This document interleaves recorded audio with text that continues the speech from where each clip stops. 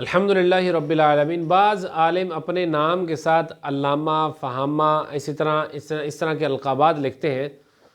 لوگ اعتراض کرتے ہیں کہ بھی اس طرح کے القابات آپ کیوں لکھتے ہیں؟ اگر آپ عالم ہیں، اگر آپ علامہ فہامہ ہیں تو ہمیں خود ہی پتہ چل جائے گا۔ تو اس کے حوالے سے عرض یہ ہے کہ اگر بھئی ڈاکٹر اپنے نام کے ساتھ MBBS لگاتا ہے تو اعزاز کی بات ہے۔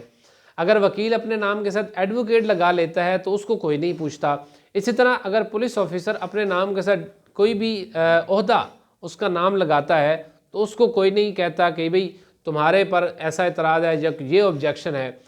تو پھر اگر عالم دین اپنے نام کے ساتھ مفتی لکھ لیتا ہے، عالم لکھ لیتا ہے، اور وہ اس بات کا اہل بھی ہے، ریاکار نہیں ہے، اور اسی طرح فخر نہیں کر رہا، تکبر نہیں کر رہا، اور اس کا مقصد یہ ہے کہ میں تحدیث نعمت کروں، اگر اللہ پاک نے مجھے علم دین عطا فرمایا ہے تو میں اس کا اظہار کروں، جیسے رب کائنات ارشاد فرماتا ہے وَأَمَّا بِنِعْمَةِ رَبِّكَ فَحَدِّثْ، اور اپنے رب کی نعمت کا اظہار کرو۔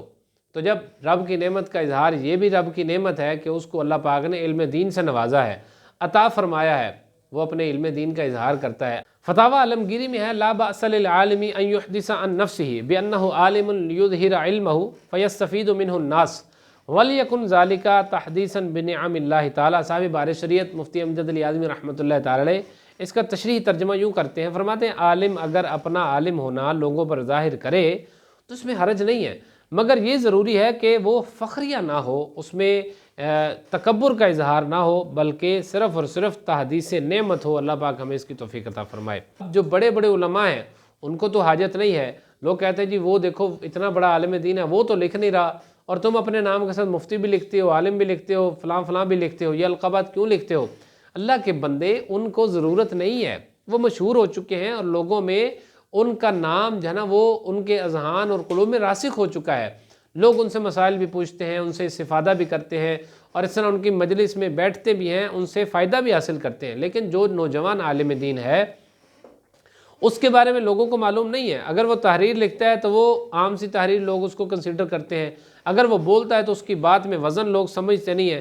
تو اس لیے یہ بتانا ضروری ہے کہ یہ بندہ بھی عالم دین ہے، یہ بندہ بھی مفتی ہے، یہ بندہ بھی پڑھا لکھا ہے، یہ بندہ بھی شیخ الحدیث ہے، فار ایگزامپل۔